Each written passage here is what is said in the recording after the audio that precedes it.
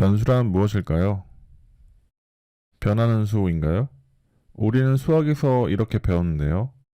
변하는 수라는 말이 전혀 틀린 말은 아니지만 프로그래밍에서 변수는 변하는 수가 아니라 하나의 값을 저장할 수 있는 메모리 공간을 말합니다.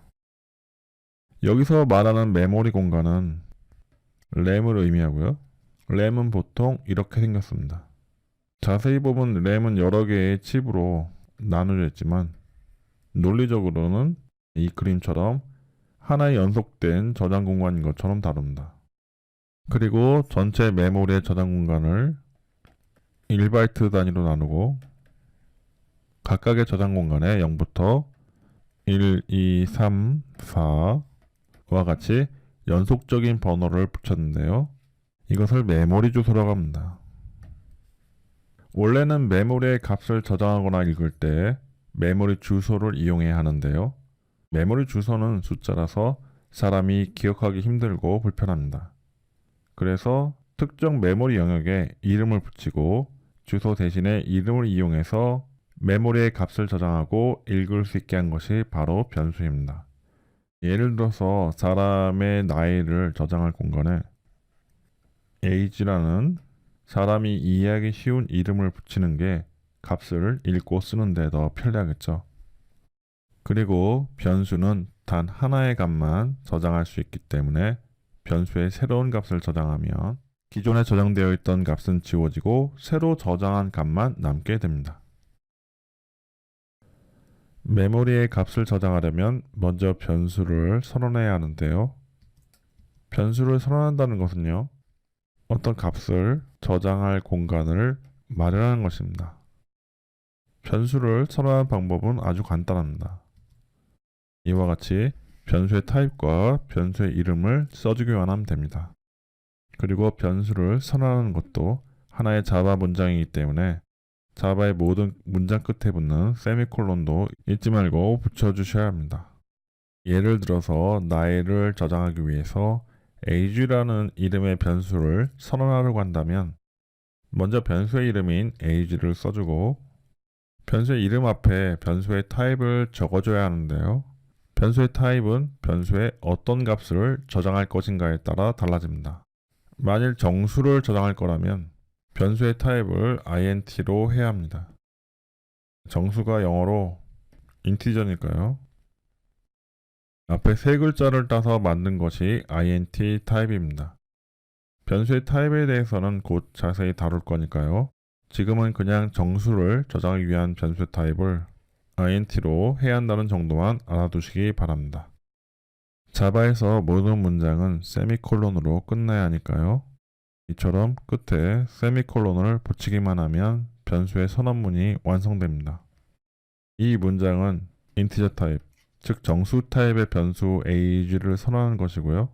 이 문장이 실행되면 이처럼 age라는 이름의 저장 공간이 마련됩니다. 이 그림은 좀 전에 메모리 그림의 일부만 그린 것이고요. 앞으로는 변수의 그림을 이렇게 간단히 그리겠습니다. 앞서 변수의 선언으로 값을 저장할 공간을 마련하는 방법에 대해서 배웠으니까요. 이제 이 공간에 값을 저장하는 방법에 대해서 배워보겠습니다. 이렇게 정수를 저장할 수 있는 인티저 타입의 변수 age를 선언하면 이렇게 age란 이름의 저장 공간이 마련되고요. 이 변수에 25라는 값을 저장하려면 이렇게 합니다. 이 문장은 age와 25가 같다는 의미가 아니라 변수 age에 25라는 값을 저장하라는 뜻입니다.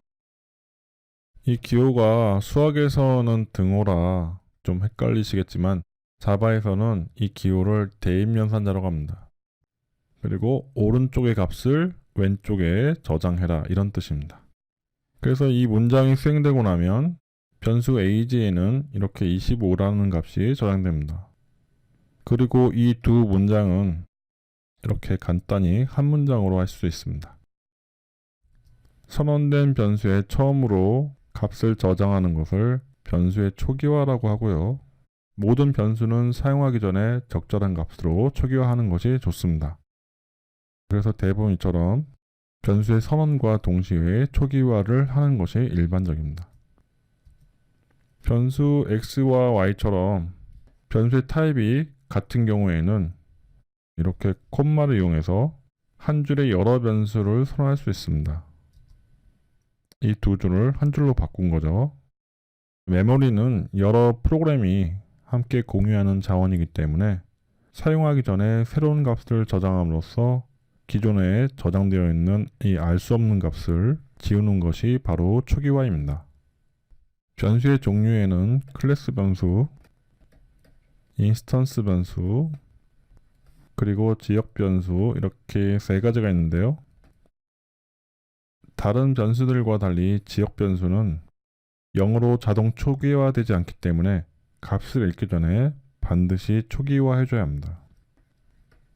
그렇지 않으면 컴파일할 때 에러가 발생합니다. 변수의 종류에 대해서는 6장 객체 지향 개념에서 자세히 배울 거고요. 그 전까지 우리가 사용할 변수들은 모두 지역 변수니까 변수의 값을 읽기 전에 반드시 초기화 해줘야 된다는 것 꼭 기억하시기 바랍니다. 변수의 값을 저장하는 방법에 대해서 배웠으니까 이번엔 변수에 저장된 값을 읽어오는 방법에 대해서 배워보겠습니다. 변수에 저장된 값을 읽어오려면 변수의 값이 필요한 곳에 변수의 이름을 적기만 하면 됩니다. 인티저 타입의 변수 year와 age를 선언하고 각각 0과 14로 초기화하면 변수 year에는 0이 저장되고요. age는 14가 저장되겠죠. 그 다음 문장을 보면 변수 age에 2000을 더하는데요. 여기서 변수의 이름이 사용된 부분은 변수에 저장된 값으로 바뀝니다. 변수 age에 저장된 값이 14니까 이 문장은 이렇게 바뀝니다. 변수의 이름인 age 대신에 변수에 저장된 값인 14를 읽어와서 대체하는 것이죠. 14 더하기 2000은 2014니까 이렇게 되고요. 마지막으로 2014가 변수 year에 저장됩니다. 이처럼 변수의 값을 저장하는 대입연산은 제일 마지막에 수행됩니다. 그러면 이 문장은 어떻게 처리될까요? 변수 이름인 age가 age에 저장된 값이 14로 바뀌고요. 14 더하기 1은 15니까 이렇게 되겠죠? 마지막으로 15가 변수 age에 저장됩니다. 그래서 변수 age의 값이 14에서 15로 바뀝니다. 그래서 이 문장이 바로 변수에 저장된 값을 1 증가시키는 방법이고요. 1 감소시키려면 이 플러스를 마이너스로 바꾸면 되겠죠. 그리고 변수에 저장된 값을 화면에 출력하려면 이렇게 하면 됩니다. 이 문장 역시 변수의 이름이 변수에 저장된 값으로 바뀝니다. 변수 age에 저장된 값이 15니까 15로 바뀌겠죠. 그래서 변수 age에 저장된 값인 15가 화면에 출력됩니다. 이제 이클립스를 이용해서 간단한 실습을 좀 해보겠습니다. 먼저 ch02라는 이름의 새로운 프로젝트를 만들고요. 그 다음에 var ex1이라는 이름의 클래스를 새로 만들겠습니다. 패키지 이름은 지우시고요. 메인 메소드를 자동 추가하는 옵션을 체크한 다음에 finish. 여기서 6 더하기 3의 결과를 출력하려면 어떻게 해야 될까요? 이렇게 하면 될까요? 일단 한번 실행해 보겠습니다. 에디터에서 우클릭한 다음에 Run as Java Application. 여기 실행 결과를 보시면 6 더하기 3의 결과가 나온 게 아니라 6 더하기 3이 그대로 출력되었죠. 이처럼 큰 따옴표 안에 있는 내용들은 있는 그대로 출력되기 때문에 이렇게 하시면 안 되고요. 그냥 큰 따옴표 없이 6 더하기 3이라고만 쓰시면 됩니다. 이번에는 6 더하기 3의 결과인 9가 잘 나왔습니다. 덧셈 외에도 이렇게 뺄셈, 곱셈, 나눗셈과 같은 사칙 연산이 가능합니다.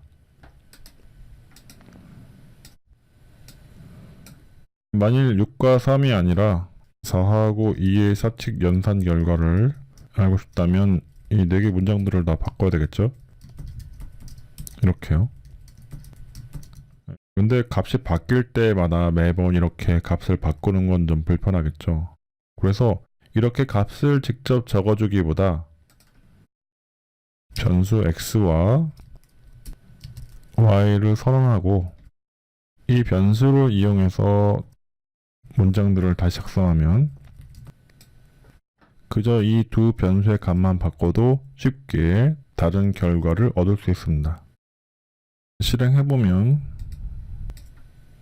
4와 2의 사칙 연산 결과가 나왔죠. 이것만으로도 변수가 왜 필요하고 어떤 장점이 있는지 충분히 이해하실 수 있을 겁니다.